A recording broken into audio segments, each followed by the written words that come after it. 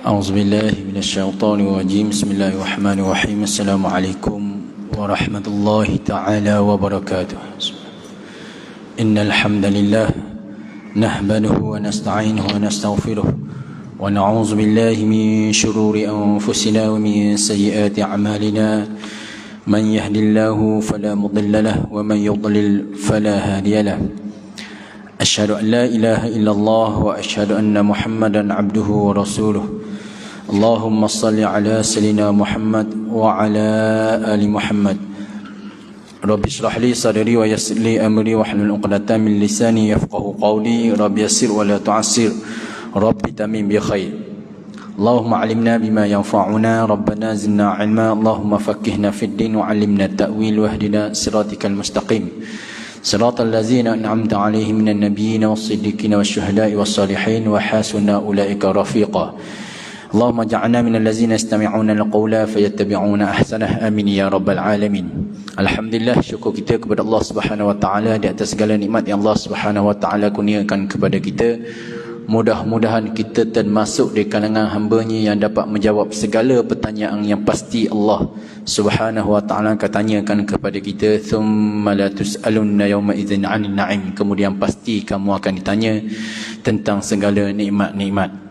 Jadi sebelum kita mulakan perkongsian pada hari ini, kita hadiahkan bacaan Al-Fatihah kepada Sayyidina Nabi Muhammad sallallahu alaihi wasallam, kepada sahabat-sahabat baginda, kepada guru kita, kepada muslimin muslimat yang telah pergi meninggalkan kita, khususnya kepada ahli keluarga kita, khasnya kepada kedua ibu bapa kita. Mudah-mudahan sentiasa mengalir kebaikan kepada mereka. Al-Fatihah.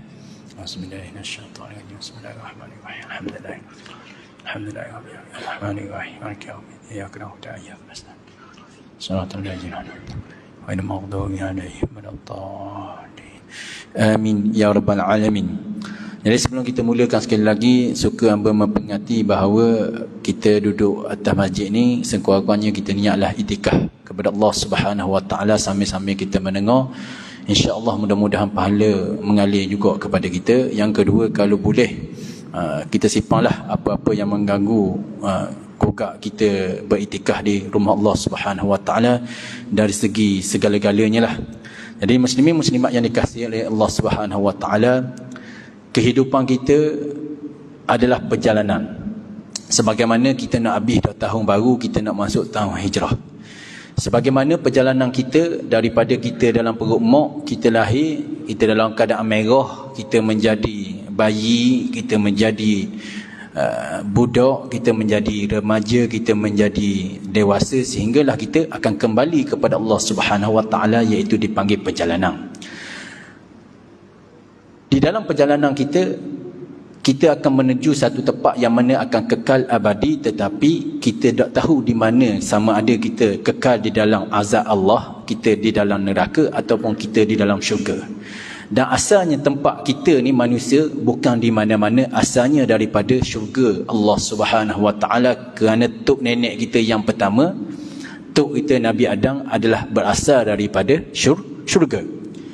Berlakulah kisah yang mana berlaku Iblis dan Nabi Adam dikeluarkan Allah Subhanahu wa taala daripada syurga. Dan salah satu makhluk Allah ini, Iblis, dia tidak dapat kembali lagi ke syurga, dan manusia boleh kembali.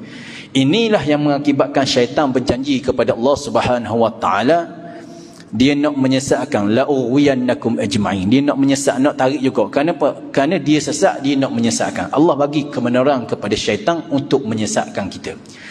Jadi muslimin muslimat yang dikasihi oleh Allah Subhanahu wa taala, Allah melalui rahmat-Nya boleh, tetapi aku boleh juga memberikan keselamatan juga kepada hamba-hambaku. Jadi dalam perjalanan kita dipanggil kompas. Kalau kita naik motor laut, zaman moden ni dah panggil kompas dah, dia panggil GPS lah.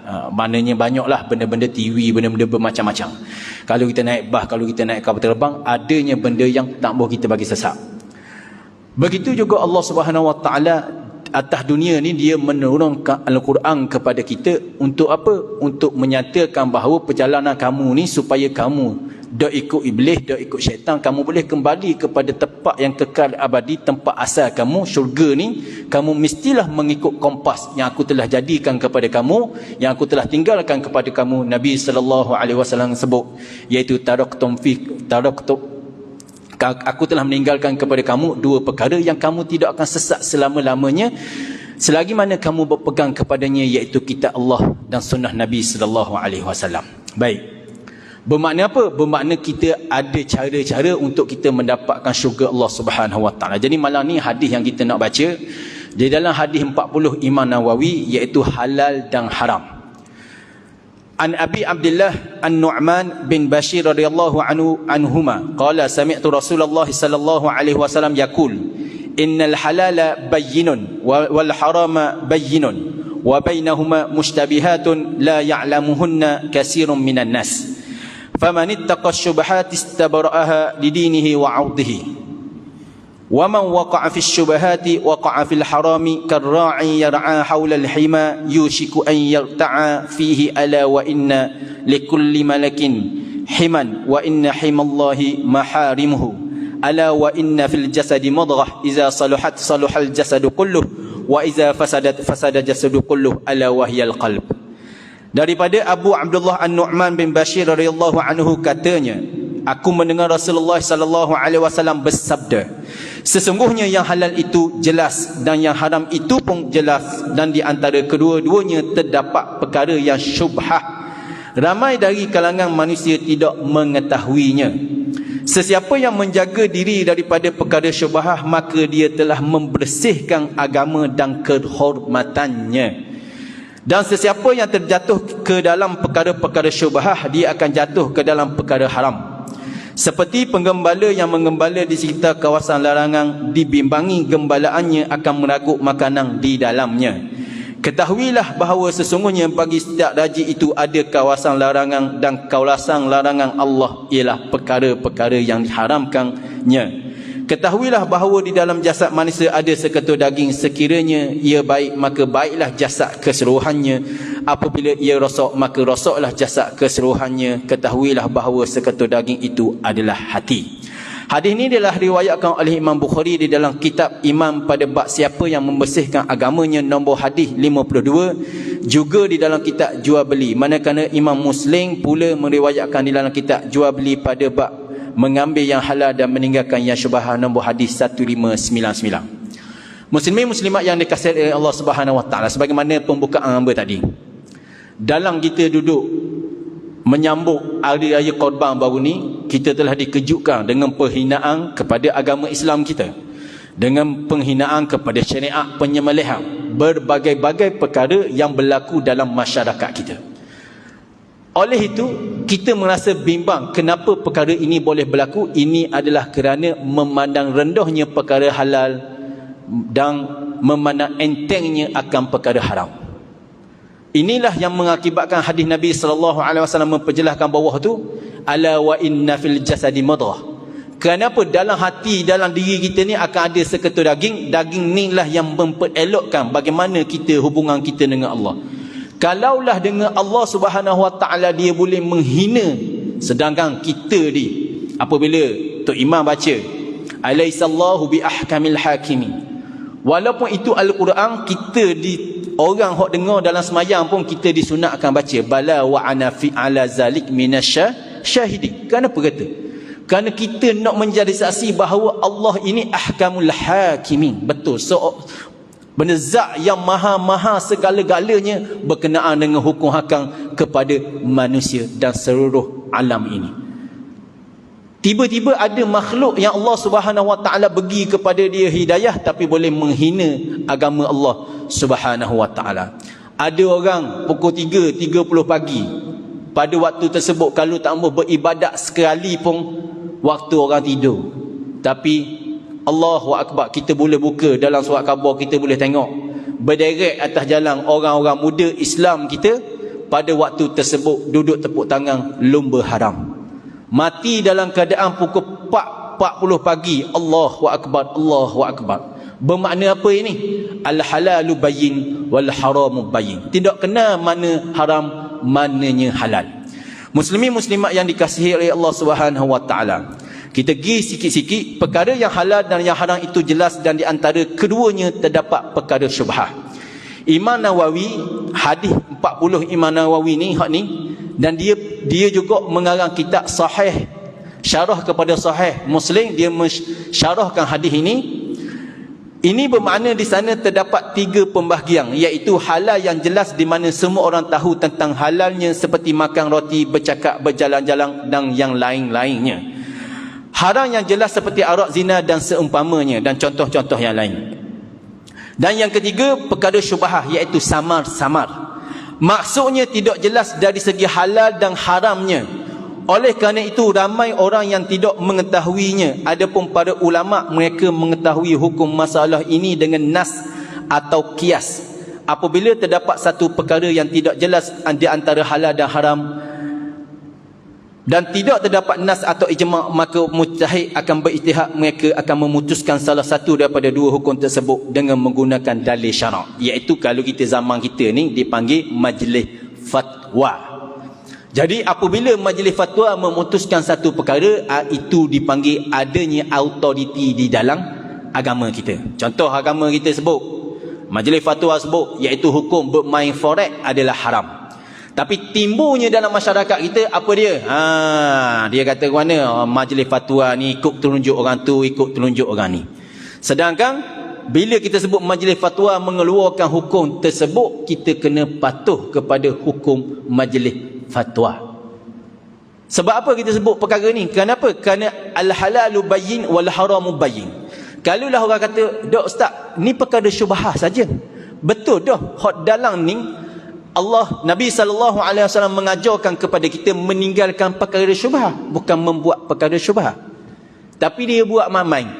Dan perkara ni, bila majlis fatwa mengatakan perkara ni haram, maka bukan syubhah dah lagi.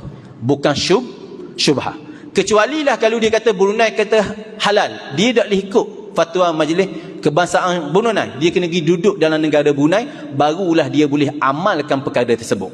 Dalam negara kita adanya majlis fatwa, yang mana majlis fatwa hebat tak hebat, 13 negeri dia akan pula buat naik hok pikat atasan sekali baru mengeluarkan. Bukan orang barang-barang nak buat satu-satu hukum. Baik, contoh tadi. Jadi di dalam agama kita adanya autoriti yang memperjelaskan berkenaan dengan sifat orang yang melanggar arahan ataupun orang yang suka buat perkara-perkara syubhah. Ini tak termasuk perkara haram lagi. Baik. Di antara sifat warak ialah seorang itu meninggalkan perkara syubhah, seperti tidak bermuamalah dengan seseorang yang memiliki harta syubhah atau yang bercampur dengan harta riba. Begitu juga dengan orang yang banyak melakukan perkara-perkara harus, yang mana meninggalkannya adalah lebih baik. Okey, dalam kehidupan ni, zaman ni, hamba bagi contoh. Ada seseorang yang income dia sebulan 40,000. Bukan kerja dia hanya ajak orang join satu perniagaan. Siapa dia kenal, iaitu Afian Makrawi, orang Terengganu kita. Dia ni, dia pernah masuk satu perniagaan yang mana dia bukan halal, bukan haram, tapi syubhah.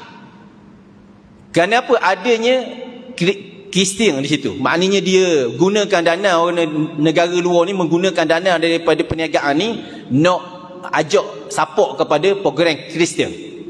Jadi dia rasa terpanggil, dia rasa tanggungjawab dia meninggalkan income dia setiap bulan 40,000. Bukan kerana menolak perkara haram, tetapi menolak perkara syubhah. Allahu Akbar, Allahu Akbar. Tujuan apa? Tujuan kehidupan kita sekejap saja sebenarnya, tetapi bila kita mati, kita tidak bawa walaupun satu sen, kecuali dah dengan apa yang Allah Subhanahu Wa Taala ajarkan kepada kita untuk kita mendapatkan syurga, bukan kerana kita bawa benda di dunia, tetapi kita bawa amal soleh, iaitu kita tunduk pada perintahnya, membuat apa yang Allah suruh dan meninggalkan apa yang Allah Subhanahu Wa Taala larang. Faman kana yarju liqa rabbih falyamal amalan salihan wala yusyrik biibadati rabbih ahada. Muslimin muslimat yang dikasihi oleh Allah Subhanahu Wa Taala, adapun perkara-perkara yang sampai ke darjat waswas, ni syubhah dengan waswas berbeza. Ada satu perkara yang waswas, sehingga mengharamkan perkara yang kemungkinan haramnya adalah jauh, bukanlah daripada perkara syubhah yang dituntut meninggalkannya. Contohnya, baru kita sembelih, kalau kita orang Kelantan, kita orang Terengganu, orang Kelantan, kita ada adik-beradik sesuang, contoh. Tapi pisah masa kecil duduk di negeri Kelantan, kita pun khabar.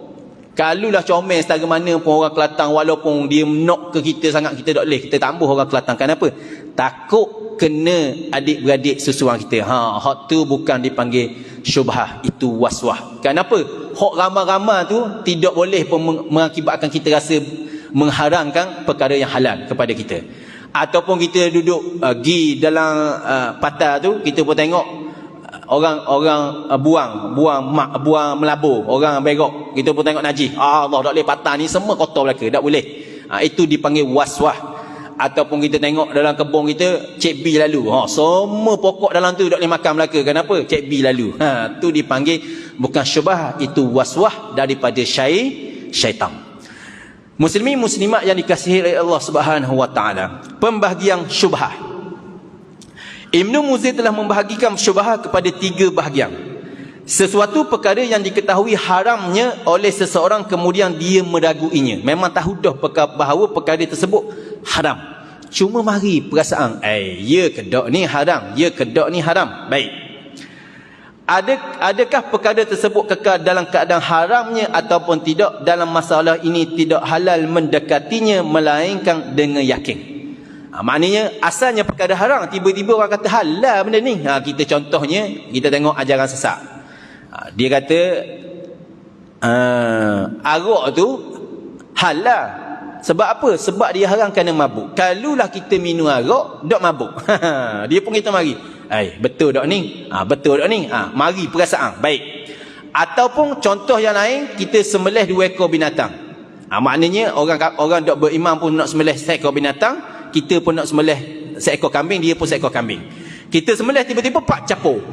Tengok-tengok kambing ni memang beranak kembar, tak ada. Hak manusia kita dok cam. Siapa hak sembelih tadi? Asalnya perkara kita tahu dah haram tadi kita sembelih, kita makan hak dia, capur dengan hak kita sembelih. Tak boleh.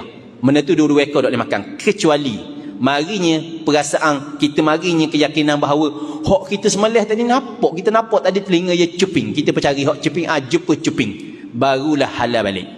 Asalnya perkara haram, bila mari rasa ragu-ragu halal ke haram, dia kembali kepada haram, kecualilah marinya keyakinan bahawa perkara tersebut adalah halal. Yang kedua, sesuatu perkara yang halal, tadi haram, perkara yang halal, kemudian disyaki ianya haram, seperti isteri meragui tentang berlaku tolak terhadapnya. Asalnya halal hubungan kita dengan isteri kita, tiba-tiba dia dengar tok lelaki kata tolak. Kita kata sotohlah tolak aku. Rupa-rupa kita tanya tok lelaki kita, bang buat benda ni, suruh tolak robok, tolak bukan tolak awak. Contoh bermakna apa? Bermakna asalnya halal, kemudian disyakinya haram, dia kembali kepada halal balik, kecualilah mari kalau memang aku tolak, suruh tolak cerai kamu, tu barulah perkara tersebut dia yakin. Baik, bermakna perkara haram tadi kalau mari dia akan tetap menjadi haram, kalau perkara halal dia tetap menjadi halal. Baik, seperti mana kita ketuk, asalnya kita ada dah wudu, tiba-tiba mari ketuk dah, dia kembali kepada asal balik, iaitu dia ada wudu, kecuali bau. Ketuk aku dah ni, aku makan durian tadi, contoh. Okey, baik C, hak ni lah perkara syubhah yang kita nak bincangkan pada malam ni.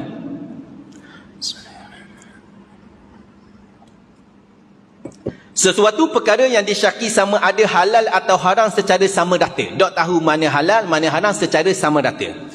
Adalah lebih baik dihindari, seperti mana yang dilakukan oleh Rasulullah sallallahu alaihi wasallam terhadap tamar yang tercicir.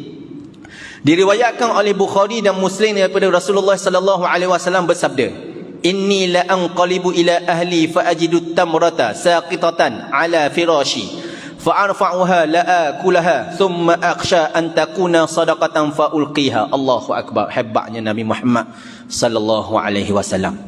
Sesungguhnya aku kembali kepada keluargaku, maka aku dapati sebiji tamar tercicir di atas tilamku. Tengok hadis ni, Allahu akbar. Nabi ni ikutan yang paling terbaik. Dia balik rumah bini dia, salah seorang, dia jumpa atas katil dia. Bukan atas katil orang lain, atas katil dia. Kalau bukan kuma dia, kuma bini dia. Maka aku mengambil untuk memakannya. Kemudian aku merasa khawatir kalau ia melupakan sedekah. Nabi ni dia tidak makan sedekah dengan zakat. Dia hanya memakan hadiah sahaja keluarga dia. Jadi dia nak makan, dia rasa takut bimbang-bimbang kurma ni termasuk di dalam harta sedekah. Allahu Akbar. Lalu dia membuang di tepi, nak makan kurma. Allahu Akbar. Dalam masyarakat kita jangan kata syubhah. Perkara haram, Allahu Akbar, duduk gomo ambil. Perkara halal, jadikan perkara halal tu menjadikan dia haram. Kita tengok bulan Semelih baru ni, ada dia sebut bahawa kita ni kalau boleh daging ni tak payah kita dukar dengan beasiswa. Salah satu daripada hujah dia, siang kepada orang Islam yang mana tidak makan daging. Set-set wega, set-set orang jenis makan sayur. Mu nak makan sayur, terpulang pada kamu. Apanya Islam suruh kita makan? Allah Subhanahu Wa Taala jadikan benda atas bumi ni untuk kita makan, kecuali ada perkara yang haram. Dema nak makan benda-benda, itu hak dema. Dema tidak boleh mengharamkan perkara yang Allah Subhanahu Wa Taala halalkan kepada kita. Dema nak tu ikut dema, tapi dia buat tak boleh. Dia tidak adil kepada orang Islam yang tidak makan daging. Allahu Akbar. Nak mengharamkan perkara yang halal. Allahu Akbar, Allahu Akbar. Bila kita belajar hadis ni, kita selawat kepada Nabi sallallahu alaihi wasallam. Allahumma salli ala sayyidina Muhammad. Allahumma salli ala sayyidina Muhammad. Sebagaimana kita baca tau di dalam satu status Facebook, orang yang sama menghina berkenaan dengan ibadat korban kita. Dia juga menghina. Amba baca dah kepada tuan-tuan sebelum ni, dalam 2 tahun lepas. Amba baca dah. Saya cakap terus terang kat encik suami, dalam bab rumah tangga jangan jadikan Nabi sebagai contoh. Saya tidak kepingin karate suami sebegitu. Orang Islam kita ni, orang yang sama suruh baru ni berkenaan dengan penyembelihan. Seorang peguam yang cukup hebat pandangan dia di dalam negara kita. Orang ambil dia sebagai peguam kerana hebatnya. Tengok kata-kata dia. Penuh ditulis dalam Facebook dia, bukan cerita ni, dalam Facebook dia. Banyak yang Nabi buat terhadap isteri baginda yang saya tidak setuju dan saya tidak suka. Contohnya, Nabi senang-senang beribadat di Gua Hira dengan meninggalkan anak-anak di bawah jagaan isteri seseorang, sesuatu yang pok lebay tak boleh contohi dan amalkan sehingga kini nak beribadah tanpa gangguan, katanya. Allahu Akbar, Allahu Akbar. Baik, bila kita sebut perkara ni, kenapa? Kerana ramai orang ikut. Amba pernah baca status dia sebelum ni berkenaan dengan harta pusaka. Dia sebut apa? Zaman sekarang Islam mestilah tengok ke depan. Zaman sekarang perempuan ada tanggungjawab. Tak sama macam ke dulu dah. Zaman zaman helikopter, bukan zaman unta. Dia tulis. Apabila harta pusaka kita tak boleh dah ikut dulu, kita kena bahagi sama rata. Kita baca orang bawah tu, bukan orang-orang non-Muslim, orang-orang Islam saja menyokong kenyataan tersebut. Salah satunya apa baca, orang perempuan, dia kata Allah betul, lama dah dia nak menyuarakan tapi tak berani. Bila Puan Aisyah sebut perkara ni, saya nak menyuarakan bahawa apabila saya melahirkan seseorang daripada rahim yang sama, daripada saluran yang sama, rasa sakit yang sama, tiba-tiba saya disuruh buat perkara yang tidak adil dalam hidup saya, membahagikan harta secara tidak adil. Dia kata ke siapa? Allahu Akbar, Allahu Akbar, Subhanallah, Subhanallah. Di dalam surah Al-Fajr, Allah Subhanahu wa taala sebut, fa ammal insanu idza mabtalahu rabbuhu fa akramahu wa na'amahu fayaqulu rabbi akraman. Allah Subhanahu wa taala menguji kebanyakan manusia apabila diuji dengan apa? Dimuliakan. Orang duk akak nama dia dan diberikan keluasan harta benda. Dalam keadaan berbangganya dia menyebut, sesungguhnya Tuhan telah muliakan aku. Walaupun dia masuk sukang yang mana pakai spender saja, terjun papan anjar, nama orang puang kita, masuk dalam TV, masuk dalam Facebook, diberikan 30,000 atas satu medal, tapi dia telah melakukan dosa yang besar di sisi Allah Subhanahu wa taala. Pertama, sebab apa? Dia pakai spender saja. Dia pakai pen, dia tunjuk ni, dia berasa bangga pula dengan maksiat dia, dan dia mengajak orang lain pula menyertai dia. Allahu Akbar, Allahu Akbar. Tapi dia buat perkara haram. Jangan kata tu, surat khabar Facebook, TikTok, TV, duduk ucap tahniah, wala tarkanu ilal ladzina zalamu. Sama juga ketika mana orang berlomba di tengah jalan. Sebab apa dia berani berlomba? Tak ada orang. Hamba berlomba malam ni pukul 2 pagi seorang diri. Kita esok tak berlomba, dah takut. Sebab apa dia boleh berlomba? Sebab adanya sokongan orang yang menepuk tangan, orang yang duduk sekeliling dia. Kalaulah dia kata saya tidak sokong, kalau duduk sebelah tu dia panggil sokong dah. Allah Subhanahu wa taala menegur, wala talkanu ilal ladzina zalamu fatamassakumun nar. Talkanu ni bukan cenderung semata-mata tu. Kita duduk tepi, kita sokong, kita undi, kita maknanya kita bagi pitih, kita duduk. Orang tidak akan berlumba kalau tak ada orang. Betul tak? Betul. Sebab itulah kita tengok video yang aksiden tu, tengok orang berderu-derang. Allahu Akbar, pukul 3.30 pagi waktu tersebut. Allah Subhanahu wa taala suruh kita beribadat. Kalau kita tak mahu beribadat sekalipun, kita tidur. Tapi orang-orang muda kita, Allahu Akbar, Allahu Akbar, berlakulah perkara yang berlaku. Kenapa? Al-halalul bayyin, telah jelas dah, tapi dia melanggar perkara yang halal.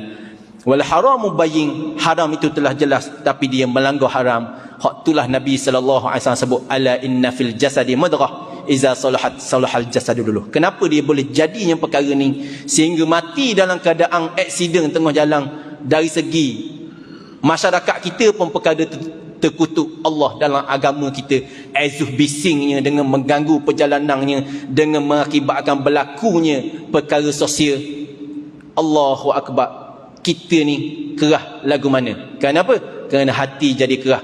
Inilah yang berlaku ketika mana Bani Israel, summa qasat qulubukum min ba'di zalika falhiya kal hijarati aw ashaddu qaswah wa inna minal hijarati lama yatafajjaru minhu al-anhar wa inna minha lama yahbitu min khasyatillah wa mallahu bighafilin amma ta'malun. Allah menceritakan Al-Quran bukan kitab sejarah, tetapi Al-Quran menceritakan perkara-perkara sejarah untuk menjadi panduan kepada kita supaya kita boleh kembali ke syurga balik. Allah menceritakan golongan-golongan dulu-dulu kenapa dia nak kembali ke dalam syurga, tetapi dia telah dilalaikan dengan kehidupan dunia, gugur di tengah jalan. Menjadi satu panduan kepada kita apabila hati kita kerah kerana kita buat apa? Buat apa yang Allah Subhanahu wa taala larang dan meninggalkan apa yang Allah Subhanahu wa taala suruh. Betul tak? Betul. Untuk diri kita, untuk anak-anak kita, untuk generasi kita, biarlah kerah sikit, bimbang-bimbang. Kita tak ada benda ayah-ayah kita tak sokong ayah tapi video dalam TikTok, dalam orang hina agama, kita duduk share, kita duduk letak. Asal-asalnya, contohnya seseorang yang meletakkan video isteri dia duduk dalam Facebook, dalam TikTok, okey, contohnya bubuh video, jangan buat gini bang, kita letak pakai tutup aurat gini, tak apa. Lepas tu 10 orang like, 20 orang like, comel juga bini aku ni. Lepas tu sikit-sikit bang, RM1,000 boleh bulan ni, ramai orang tengok bang. Oh ya dok, nanti abang pergi beli telefon baru lah, beli hot comel sikit, nampak. Kita boleh tengok berlaku tak? Berlakulah perkara ni. Sebab tu Allah Subhanahu wa taala sebut, fa ammal insanu idza mabtalahu rabbuhu fa akramahu wa na'amahu fayaqulu rabbi akraman. Hak ni dak berlaku dalam diri kita. Contohnya adanya orang mari jumpa kita, Allah anak pocik, anak haji, memang kalau bak basikal belaju macam plastik. Macam kalau orang lelaki, tak boleh, kita suka-suka je pocik, boleh wakil negeri ni pocik. Kita ni tak boleh kita belajar agama, tak boleh orang puan ni kena ada sifat malu pocik. Kalau dia masuk ni pocik, dia boleh 3,000 sebulan pocik. Dia masuk sekolah ni memang kenapa kita tengah cari nak mengharumkan nama negeri, nama negara. Tak boleh. Tapi ayah dia boleh kok dalam 4,000. Allahu Akbar, Allahu Akbar. Mana kata? Sebab itulah kadang-kadang tak mari lagi dugaan kepada kita ni. Mari dugaan, Allahu Akbar. Kita boleh tengoklah sebagaimana orang diangkat, disebut nama dia walaupun menghina. Kita tengok orang hina agama Islam, dia boleh kupur 40,000 dalam masa satu hari. Kenapa dia boleh hina agama Islam, boleh hina Allah, boleh hina? Kenapa? Kerana orang tepuk tangan, adanya sokongan. Bila adanya sokongan, kita bimbang-bimbang keluarga kita termasuk dalam perkara sokongan tersebut, kita termasuk fatamassakumun nar. Al halalu bayyin wal haramu bayyin. Halal itu telah jelas, haram itu telah jelas. Muslimin muslimat yang dikasihi oleh Allah Subhanahu wa taala. Kita baca dah tadi berkenaan pandangan orang sebegini. Kita kira-kira dia tak mengikut dia, boleh baca balik tengok dalam Facebook sekarang. Cuba cek status dia. Ramai mana orang Islam kita like. Boleh cek sekarang. Allahu akbar. Allahu akbar. Kita urut dah dada. Apabila ajaran sesat berlaku, ramai ada orang ikut. Hak ni lah kerana apa? Kerana dia merosakkan hati kita, dirosakkan oleh dosa-dosa yang kita buat. Salah satunya dari sebab tadi, al halalu bayyin wal haramu bayyin. Baik. Jadi hadis Nabi sallallahu alaihi wasallam dijamin syurga. Nabi sallallahu alaihi wasallam dijamin syurga. Nabi sallallahu alaihi wasallam diampunkan dosa yang terdahulu, yang sekarang, yang akan datang. Tapi kerana tamas sedikit. Sebab itulah hadis Nabi sallallahu alaihi wasallam yang lain, takutlah kamu azab api neraka walaupun dengan sebiji kurma. Tapi orang ni tak apalah, tipu duit orang, scammer. Wallahi wa tallahi saya betul-betul nak guna pitih ni. Tipu ahli masjid, tipu orang tua. Kenapa? Kerana nak pitih. Sebab apa? Dia meletakkan masuk neraka kejap je. Hak ni lah yang berlaku dalam kehidupan kita. Boleh buat sebebas-bebasnya walaupun perkara haram, walaupun perkara tu. Kenapa? Kerana hati dia telah menjadi kerah. Inilah Nabi SAW mengajarkan kepada kita. Sebagaimana kita ni dekat dengan istana. Kalau kita lalu motosikal lalu, kuat kita hong. Kalau JPJ ke polis duduk situ, kita akan disamang. Kenapa? Kerana kita mengganggu kawasan raja. Kalau kita main tak boleh orang kawasan tu. Kenapa? Ganggu. Dulu begitu juga. Amba ni penuh dulu kita tanam. Atas batas kita tanam masa kita kecil-kecil, tanam padi. Di kawasan sebelah Takir dulu kita penuh tanam. Kita nak main tepi batas. Tok kita sewa tanah tu, dia ada batas orang lain. Betul lah dia tak seru. Dia kata jangan main sini, kata apa? Bimbang, dia pijok. Kata cucu kita pijok ni takut kena orang lain. Kita tak tahu lagi. Dia kata ni tengok ni. Dah kawasan mana nak kena tu batas dia. Kalau duduk main atas batas ni, dia gelicir jatuh. Kena pokok lagi, susah cik nak bayar. Bermakna apa? Bermakna Allah Subhanahu Wa Taala jadikan perkara ni, Nabi SAW mengajarkan kepada kita, iaitu bimbang-bimbang kita buat perkara syubhah, kita masuk kepada perkara haram. Dalam kehidupan kita bukan buat perkara syubhah. Manusia bebas buat perkara haram. Tengok TV, cuba tengok. Ada tak orang-orang hebat-hebat, orang-orang baik boleh masuk TV? Masuklah. Masuk waktu mana? Waktu subuh, waktu pukul 5. Hak paling iklan, hak mahal-mahal, tengok cerita benda. Betul tak? Betul tak? Betul. Waktu mana? Waktu orang tidur dah baru orang-orang nasihat benda-benda masuk. Hak lain, semua hak waktu mahal-mahal tu, semua mengajak manusia ke arah mana? Kalulah kita kata mudahnya nak masuk syurga, berapa malaikat tanya masuk syurga? Saya dulu mengharumkan nama negara 10 medal. Korang pertama kali masuk syurga. Kenapa? Banyak ahli harta dia. Betul tak? Betul. Kalau mengharumkan nama negara, kita boleh tengok orang-orang Quraisy mengharumkan orang-orang hebat saja, tapi tak. Mulia tak mulia kita, kenapa? Kita ni buat apa yang Allah Subhanahu Wa Taala suruh dan meninggalkan apa yang Allah Subhanahu Wa Taala larang. Hak inilah yang Allah jelaskan di dalam ayat surah Al-Baqarah berkenaan dengan orang yang kita perlu ikut untuk kita masuk. Dia bukan ahli penduduk syurga, tetapi dia nak ikut datuk nenek moyang dia, iaitu Nabi Adam, nak masuk syurga balik. Dan Allah Subhanahu Wa Taala telah menjamin syurga bagi dia. Siapa? Nabi Allah Ibrahim. Di dalam surah Baqarah ayat 130. Wa man yarabu an millati Ibrahim illa man safiha nafsah wa laqad istafainahu fid dunya wa innahu fil akhirati laminas salihin. Dan sesiapa yang tidak suka dengan ajaran Nabi Allah Ibrahim, bahasa kanun kita, sesiapa yang ada wahi millah, cara hidup Nabi Allah Ibrahim, dia ni memperbodohkan dirinya sendiri. Bukan bahasa kasar ni, illa man safiha. Safiha ni bodoh. Dirinya sendiri, memperbodohkan diri dia sendiri. Walaupun dia kaya, walaupun dia masuk berita, walaupun dia seluruh dunia ni kenal dia, Firaun seluruh dunia. Zaman kita kenal lagi Firaun daripada Nabi. Betul tak? Betul. Zaman dulu Masyitah, tukar sikat rambut, tak ada orang kenal pun, tapi Allah mengangkat darjat dia. Firaun seluruh rakyat dia sembah pada dia, tapi tidak. Wa man yaghabu an millati Ibrahim illa man safiha nafsah, memperbodohkan diri dia. Dia hina, kena tumbuk. Ingat ke tubik besi, tubik darah juga. Dah akhirat kelak. Muslimin muslimat yang dikasihi oleh Allah Subhanahu wa taala. Orang lumba haram mati, ingat ke kerah, sebab tu lumba. Kita bimbang-bimbang berlaku perkara ini terhadap anak kita, didiklah dia tahu mana halal, mana haram, supaya dia adanya perasaan kepada Allah Subhanahu wa taala, takut sebagaimana Nabi sallallahu alaihi wasallam bukan takut haram, bukan takut perkara lain, syubhah pun dia takut. Inni aksha, aku takut. Allahu akbar, Allahu akbar. Kita ni jauhnya daripada Nabi, bukan keturunan Nabi, tapi bebas. Sebebas-bebasnya kita lok anak kita, buat sebebas-bebasnya. Muslimin muslimat yang dikasihi oleh Allah Subhanahu wa taala, sebagaimana raja ada kawasan larangannya, Allah juga mempunyai kawasan larangannya, dan kawasan larangan Allah Subhanahu wa taala adalah perkara yang diharamkannya. Begitulah hadis Nabi sallallahu alaihi wasallam yang lain. Bila kita nak sebut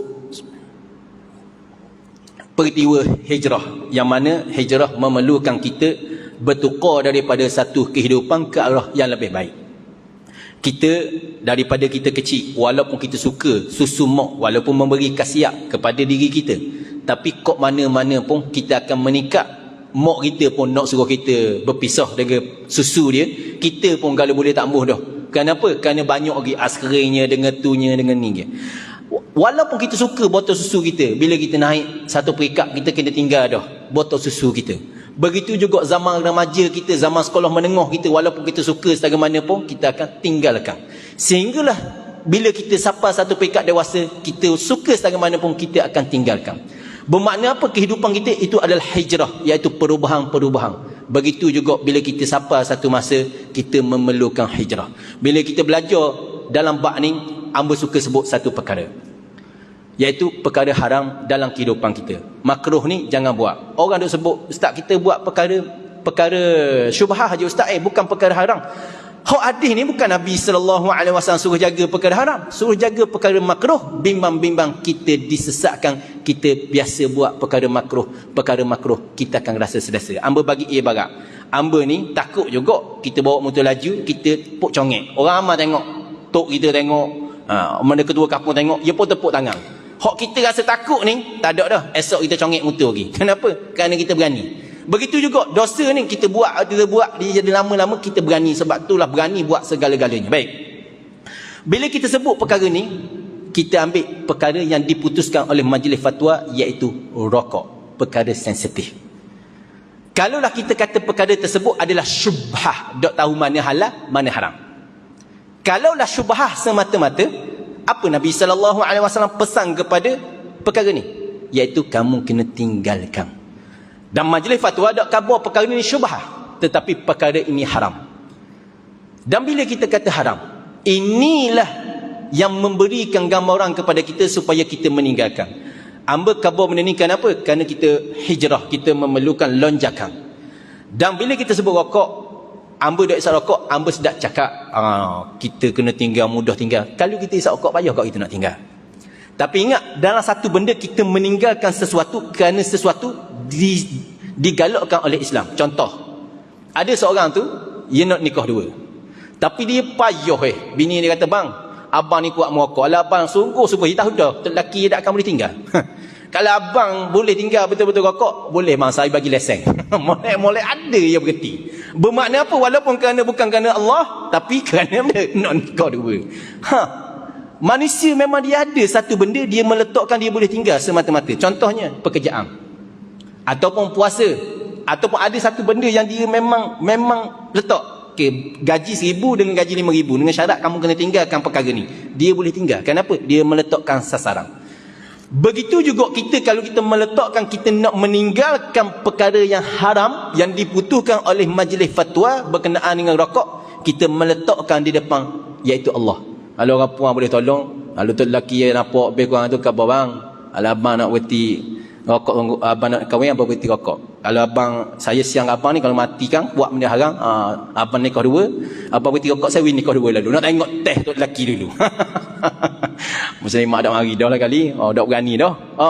Cuba teh ataupun tu lelaki balik yang kita dengar ustaz ngajar yang ada benda hak gagah abang memang dok tu sungguh. Tergerak awak gitu sekali. Allahu akbar. Tapi adanya supaya apa? Kenapa kalau kita tengok orang yang masuk Islam dia lebih molek daripada orang yang ada dalam Islam dah. Kita kata sahabat Nabi, kenapa dia hebat Islam dia? Kerana asalnya dia dak Islam. Tapi dia masuk Islam, dia meninggalkan segala keseronokan kerana Allah. Dia meninggalkan arak, berzina, meninggalkan segala keseronokan hidup. Tapi dia mendapat keseronokan dalam Islam. Kenapa dia hebat? Zaman kita orang-orang Cina, orang-orang yang mu'allah yang masuk Islam ni lebih Islam daripada kita, lebih hebat daripada kita. Kenapa? Kerana dia meninggalkan keseronokan. Hak ni lah yang Allah Subhanahu wa taala suka kepada kita. Asalnya Islam ni la ikraha fid din, qad tabayyana rusydu minal ghayy, faman yakfur bit-taghut wa yu'min billah. Sesiapa yang tak berahi tentang perkara-perkara yang taghut, iaitu kemaksiatan, kesesatan. Kita kena buang dulu kesesatan, barulah wa yu'min billah. Ni kita ambil kesesatan, kita nak beriman kepada Allah Subhanahu wa taala. Jadi sebagaimana kita kembali kepada wakak tadi, orang Islam dia meninggal, orang kufur, orang yang tidak beriman dia meninggalkan keseronokan, dia masuk Islam, dia menjadi hebat. Begitu juga kalau kita nak berhenti rokok, niat kerana Allah, insya-Allah kita jadi lebih hebat dari sebelum ni. Kadang-kadang kita nak anak kita, generasi kita akan datang orang yang baik. Allah Subhanahu wa taala, Nabi sallallahu alaihi wasallam mengajarkan kepada kita satu hadis, innallaha tayyibun la yuqbalu illa tayyiba. Allah ini baik, dia tidak menerima kecuali yang baik. Hadis dia panjang, bawah tu Nabi sallallahu alaihi wasallam sebut summa zakara. Kemudian dia sebut seorang lelaki mari daripada jauh, kusuk masa rambut dia, kotor baju ni, berdebu ni, dia mengangkat tangan, yang mudduhu yadaihi ila sama', dia mengangkat tangan, ya Rabb, ya Rabb. Bermakna apa? Doa dia makbul. Jauh perjalanan, bekerja sungguh-sungguh, tidak akan ditolak. Tapi Nabi sallallahu alaihi wasallam sebut, wa mat'amuhu haram, wa mashrabuhu haram, wa malbisuhu haram, wa ghuziya bil haram, fa anna yustajabulah. Tetapi pakaiannya adalah haram, minuman dia adalah haram, makanan dia adalah haram, pakaian dia adalah haram, dan dia kerja, diberi makan dari perkara yang haram. Fa anna yustajabulah. Bagaimana kami nak memakbulkan permintaan dia?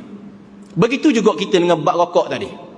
Kita bimbang-bimbang, kita nak suruh anak kita, kita tak mahu sakok, kita menunjuk, kita suruh bagi pula anak kita pergi beli. Allahu akbar, Allahu akbar.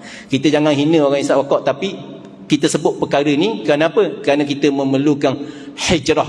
Kita berhenti kerana al-halalu bayyin wal haramu bayyin. Halal itu telah jelas dan haram itu telah jelas. Kita bimbang-bimbang, kita buat perkara haram. Kita mari bab apa kita semayang tapi tidak berubah. Bab apa kita jadi orang Islam, kita tak memberi manfaat pada diri kita. Rupa-rupa kita duk buat semua perkara yang haram tanpa kita sedari. Bila kita tahu, zaman sekarang, zaman semua orang tahu dah pakai tudung itu adalah halal. Menanggalkan tudung, pakai ketat, maknanya buat perkara-perkara. Zaman sekarang ni semua orang makruf tahu belaka dah. Tak perlu dah benda-benda. Kenapa? Kerana zaman teknologi. Tapi ramai mana orang bebas buat sebebas-bebasnya. Di Terengganu kita orang mari cari air buah, bukan air buah Pok Asang dah, cari air buah di besuk ni. Malu kita orang Terengganu. Sebab apa? Walaupun dia tahu perkara tersebut haram, tapi kerana dosa dia, ala inna fil jasadi mudghah, Nabi sallallahu alaihi wasallam sebut, ketahuilah bahawa di dalam hati, di dalam badan manusia ada seketul daging. Sekiranya baik daging tersebut, baiklah hak sekeseluruhannya. Sekira buruknya daging tersebut, buruklah seluruh amalan, seluruh anggota tubuh lain. Itulah hati. Hati buruk bukan kerana kita makan kelorok, bukan kita minum air, bukan kerana apa? Kerana dosa maksiat, dosa yang Allah Subhanahu wa taala haramkan kepada kita. Kita bebas sebebas-bebasnya, kita menjadi kerah hati kita.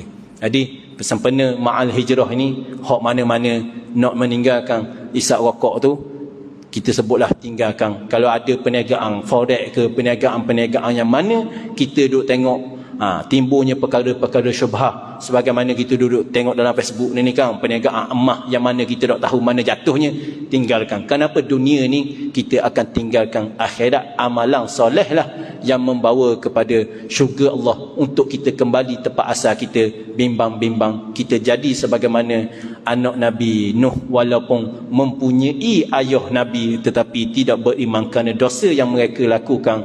Isteri Nabi Lut, walaupun isteri Nabi Lut tetapi tidak beriman kepada Allah kerana dosa yang kita lakukan. Bimbang-bimbang kita ni orang Islam, tapi berlakulah sebagaimana sajak, berlakulah sebagaimana ayah peng, berlakulah sebagaimana bimbang-bimbang dok dan kita mati. Kita termasuk di kalangan orang yang menghina agama Allah Subhanahu wa taala, wa na'udzubillahi min zalik. Jadi sama-sama kita ambil iktibar, boleh berhenti kerana Allah akan gantikan syurga mudah-mudahan. Kita doakan kepada Allah Subhanahu wa taala. Rabbi ja'alna muqimas salah min zurriyyatina rabbana wa taqabbal du'a.